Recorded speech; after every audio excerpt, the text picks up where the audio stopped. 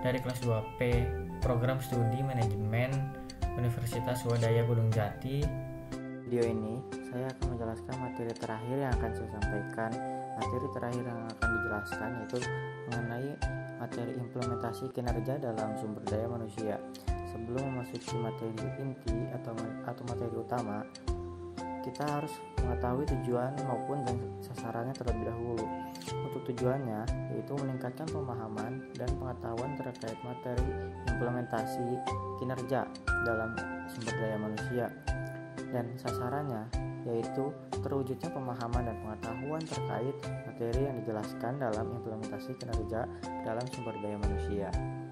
Kemudian slide yang pertama yaitu mengenai tingkat kinerja. Tingkat kinerja ini terbagi menjadi 3 tingkatan, yang dimana yang pertama itu kinerja organisasi.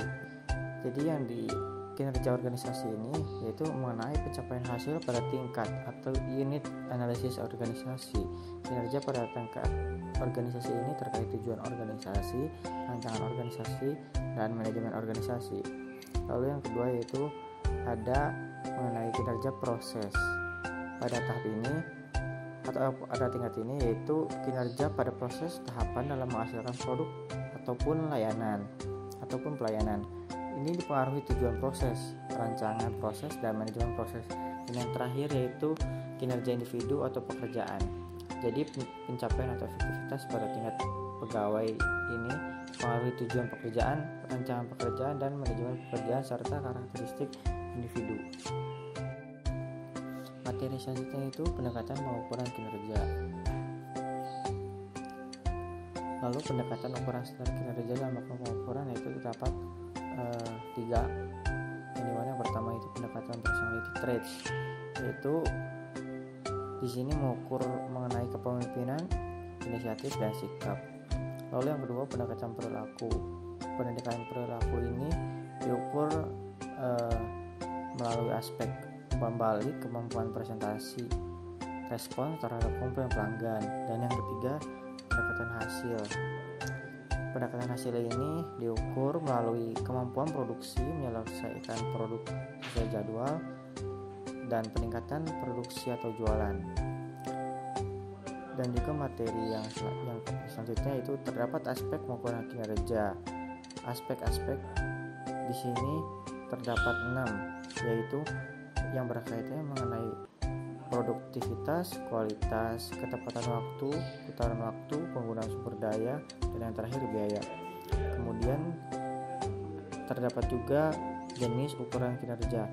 Jenis ukuran kinerja ini terbagi lagi menjadi 4, yang dimana yang pertama itu ukuran uang. Ukuran uang yaitu mencakup pendapatan, pengeluaran, dan pengembalian. Lalu yang kedua ukuran upaya atau dampak, yang dimana terkait capaian sasaran, penyelesaian proyek, tingkat pelayan, kemampuan mempengaruhi.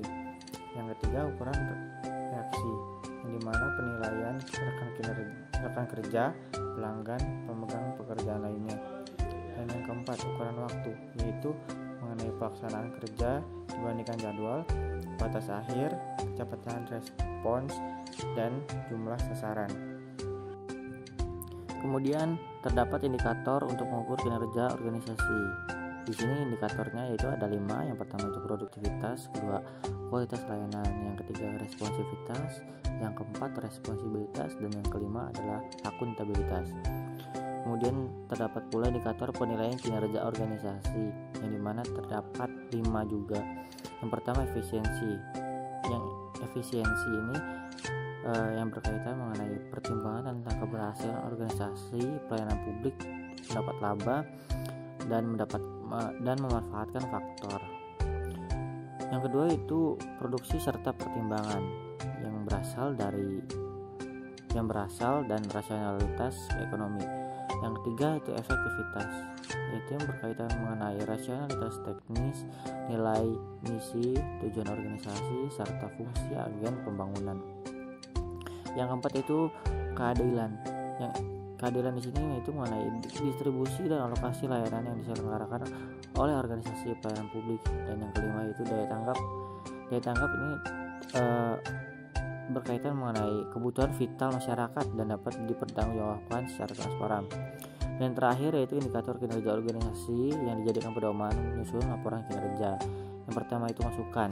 Jadi masukan ini segala sesuatu yang dibutuhkan agar perusahaan itu dapat menyelesaikan kegiatan dan program itu dapat berjalan. Dan yang kedua itu keluaran, itu segala sesuatu berupa produk atau jasa sebagai hasil langsung dan pelaksanaan suatu program. Dan yang ketiga itu hasil, itu mengenai segala sesuatu yang mencerminkan berfungsinya keluaran kegiatan jangka menengah. Dan yang keempat itu penggunaan suatu keluaran yang dirasakan langsung masyarakat. Dan yang kelima itu dampaknya. Dampak di sini itu ukuran tingkat pengaruh ekonomi, lingkungan, dan lainnya yang dicapai dari hasil kinerja. Itu selanjutnya itu konsep kinerja dalam organisasi. Jadi kinerja ini adalah hasil kerja yang dicapai oleh seseorang atau kelompok orang dalam suatu organisasi yang sesuai dengan wewenang dan tanggung jawab masing-masing dalam rangka mencapai tujuan organisasi yang bersangkutan secara legal dan tidak melanggar hukum dan sesuai dengan moral etika. Kinerja karyawan juga dan kinerja organisasi ini memiliki kaitan erat karena yaitu berhubungan, sehingga tercapainya tujuan organisasi tidak lepas dari sumber daya yang dimiliki organisasi yang dipergunakan ataupun dijalankan oleh karyawan yang berperan aktif sebagai pelaku dalam upaya mencapai tujuan organisasi tersebut. Lalu terdapat definisi kinerja. Di sini terdapat definisi yang berbeda dari 3 ahli. Yang pertama itu Bernardin dan Russell pada tahun 1993, yaitu menjelaskan kinerja yaitu sebagai pencatatan hasil-hasil yang diperoleh dari fungsi-fungsi pekerjaan ataupun kegiatan tersebut selama kurun waktu tertentu. Dan yang kedua yaitu berdasarkan pendapat Handoko, yang dimana kinerja didefinisikan sebagai proses organisasi untuk mengevaluasi ataupun menilai prestasi kinerja karyawan organisasi tersebut. Dan yang ketiga itu Gibson pada tahun 1990 menjelaskan bahwa definisi kinerja itu merupakan seseorang yang ditentukan oleh kemampuan dan motivasinya untuk melaksanakan pekerjaannya. Kemudian materi berikutnya yaitu pekerjaan dan kinerja organisasi.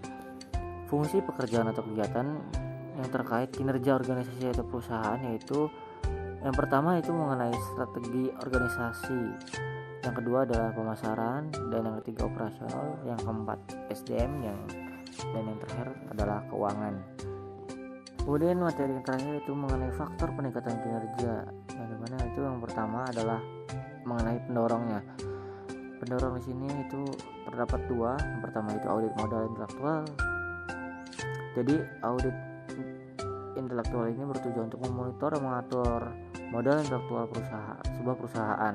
Dan yang kedua adalah audit modal intelektual ini merupakan tim yang terdiri atas ahli strategi organisasi, keuangan, sumber daya manusia, analisis pengetahuan, properti intelektual, dan pemasaran.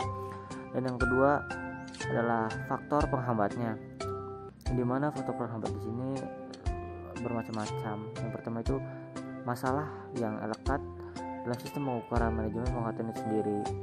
Yang kedua itu sulitnya mengidentifikasi hubungan langsung antara inisiatif manajemen pengetahuan dengan performasi perusahaan.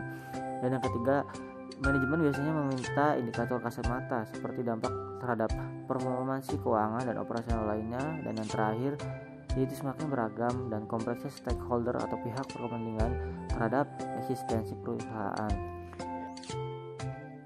Dan sekian materi yang telah saya sampaikan, semoga dapat